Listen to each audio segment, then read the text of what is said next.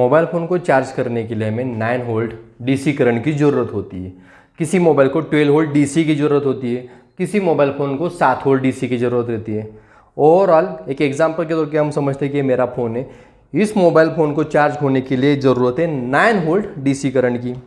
Okay, अब ये 9 volt DC current हमें कहाँ से मिलता है? हमारे स्विच बोर्ड से मिलता है। लेकिन हमारे स्विच बोर्ड में आने वाला करंट कितना रहता है? 230 वोल्ट एसी करंट रहता है, 230 वोल्ट अल्टरनेटिंग करंट रहता है। और मोबाइल फोन को कितना चाहिए? 9 वोल्ट डीसी डायरेक्ट करंट चाहिए। तो अभी 230 वोल्ट एसी से 9 वोल्ट डीसी लाने का काम कौन करता है? हमारा मोबाइल फोन का चार्जर काम करता है। समझ में आ गया? 230 वोल्ट एसी से 9 वोल्ट डीसी लाने का काम हमारा मोबाइल फोन का चार्जर काम करता है। इस चार्जर के अंदर क्या होता है? छोटा सा बेसिकली ऐसा एक सर्किट रहता है। इस सर्किट ये काम करता है। सर्किट क्या करता है? 230 वोल्ट एसी से 9 वोल्ट डीसी लाने का। तो इसमें समझते हैं कि सर्किट कैसे काम करता है। इस सर्किट के अंदर सबसे पहले रहता है स्टेप डाउन ट्रांसफॉर्मर रहता है। इसके अंदर क्या रहता है? ट्रांसफॉर्मर। ये सबसे पहले काम क्या करता है ट्रांसफॉर्मर? जैसे हम चार्जर को यहाँ पे ज्वाइन करते हैं, जैसे चार्जर को हम यहाँ पे ज्वाइन करते हैं, जो इसके अंदर 230 वोल्ट है हमारे घर में आने वाला, ये ट्रांसफॉर्मर उसको सबसे पहले 9 वोल्ट एसी में लाने का काम करता है। मतलब क्या किया ट्रांसफॉर्मर ने? सबसे छोटा काम, 230 वोल्ट एसी को 9 वोल्ट एसी में कन्वर्ट कर दिया। ऐसे ग्राफ से हम समझते हैं ये हमारे घरों में आने वाला करंट है। ओके, समझ लो ये हमारे यहाँ घरों में आने वाला अपना 230 वोल्ट एसी करंट है। तो ये ट्रांसफॉर्मर सबसे पहले काम क्या किया?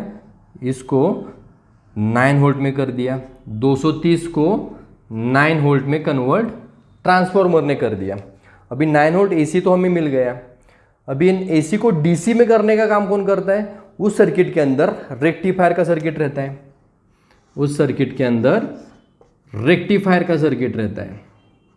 ये रेक्टिफायर काम क्या करता है? एसी को डीसी करने का काम रेक्टिफायर करता है। मतलब अल्टरनेटिंग करंट को डायरेक्ट करंट में कन्वर्ट करने का काम रेक्टिफायर कर रहा है। स्टेप डाउन ट्रांसफॉर्मर ने काम क्या किया? 230 को नीचे लाया, मतलब 9 पे लाया, 230 को 9 वोल्ट पे लाया। अभी रेक्टिफायर ने क्या किया? एसी को डीसी में करने का काम किया। रेक्टिफायर के आउटपुट में हमें ऐसा करंट मिलता है।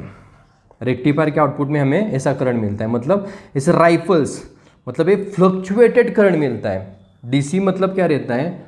यहाँ पे आप समझे, एसी करंट मतलब ऐसा अल्टरनेटिंग करंट रहता है, पॉजिटिव नेगेटिव उसमें रहता है। और डीसी करंट में क्या रहता है? कांस्टेंट करंट रहता है। डीसी में क्या रहता है? Constant current. और एसी में क्या रहता है? ऐसा अल्टरनेटिंग करंट रहता है, मतलब पॉजिटिव नेगेटिव करंट रहता है। और डीसी में डायरेक्ट करंट रहता है। तो आप यहाँ पे देख सकते हैं रेक्टिफायर के आउटपुट में हमें ऐसा फ्लक्चुएटेड करंट मिल रहा है, मतलब राइफल्स दिख रहे करंट में, हमें कांस्टेंट करंट नहीं मिल रहा है रेक्टिफायर के आउटपुट में। तो इसकी वजह से यहाँ पे उस सर्किट के अंदर और एक सर्किटरी रहता है, ओके, फिल्टर का सर्किट रहता है, जिसको फिल्टर कहते हैं। एक फिल्टर के आउटपुट में हमें ये जो फ्लक्चुएटेड करंट है वो हमें से कम दिखाई देता है। उसमें भी थोड़ा फ्लक्चुएशन दिखाई देता है, लेकिन थोड़ा कम रहता है।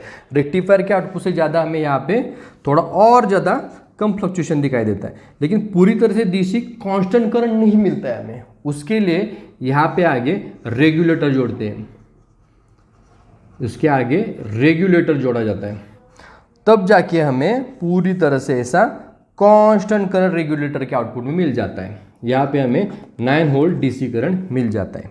समझ में आ गया? मतलब क्या? सबसे पहले इस मोबाइल फ़ोन के चार्जर में क्या रहता है? ट्रांसफॉर्मर रहता है। इस सर्किट में क्या रहता है? ट्रांसफॉर्मर रहता है। उसके बाद रेक्टिफायर रहता है, उसके बाद फिल्टर रहता है, उसके बाद रेगुलेटर रहता है। इन 4 चीज़ों से मिला के ये हमारा मोबाइल फ़ोन का चार्जर बन जाता है। समझ में आ गया? मतलब चार्जर में जैसे ही हम इस चार्जर को इस स्विच बोर्ड में लगाते हैं, सबसे पहला स्विच बोर्ड में लगाते तो हमें 230 वोल्ट एसी इस चार्जर में जाता है। तो ट्रांसफॉर्मर इस 230 वोल्ट एसी को 9 वोल्ट एसी में कन्वर्ट करता है, मतलब 230 से 9 वोल्ट में लाता है।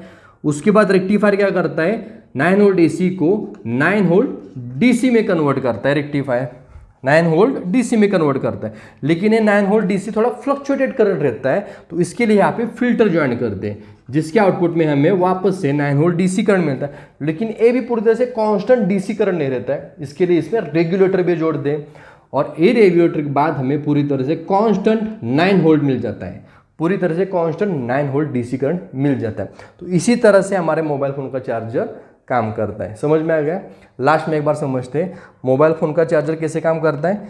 इसमें बेसिकली 4 फंक्शंस रहते हैं, transformer, rectifier, filter, regulator. Okay, transformer क्या करता है, 230 वोल्ट एसी को 9 वोल्ट एसी में लाता है।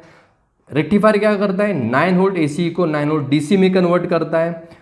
फिल्टर क्या करता है, 9 वोल्ट डीसी फ्लक्चुएटेड करंट है उसको थोड़ा कांस्टेंट करने की कोशिश करता है, तो फिल्टर से हमें 9 वोल्ट डीसी फिर थोड़ा कांस्टेंट मिल जाता है, लेकिन पूरी तरह से कांस्टेंट 9 वोल्ट हमें नहीं मिल पाता है। इसके लिए वापस रेगुलेटर सर्किट जोड़ते हैं जिसके आउटपुट में हमें 9 वोल्ट डीसी करंट मिल जाता है।